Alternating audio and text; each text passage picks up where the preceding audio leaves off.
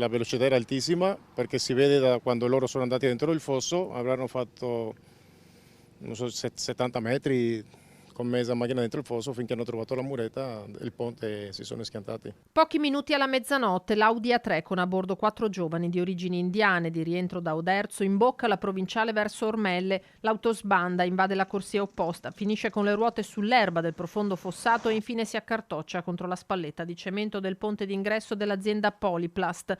Morti sul colpo il conducente, Gurteji Singh, 27 anni, di San Polo, dipendente dell'azienda di mobili Lanta di Oderzo, e un passeggero, il 35enne Gurdeep Singh, domiciliato a Cimadolmo, insieme agli altri 2 occupanti della macchina, un 23enne e un 26enne. E si capiva che era un Audi dai pesi che si vedevano fuori, ma era distrutta davanti e vedevi i ragazzi, uno si lamentava, ma sembravano morti al vederli.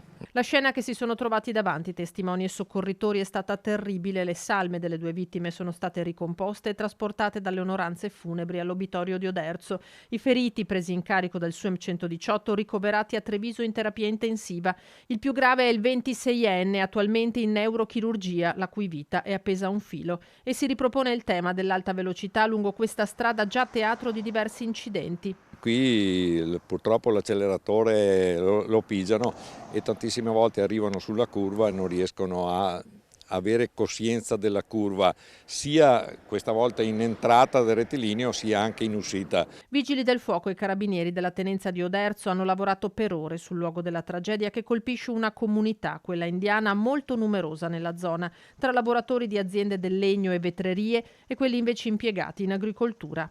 Questa mattina, quando abbiamo avuto la notizia, è stato un profondo senso di rammarico appunto per questo ennesimo tributo di sangue dei giovani. Rinnoviamo il nostro cordoglio, raccomandando ancora ai giovani che ci ascoltano andare piano.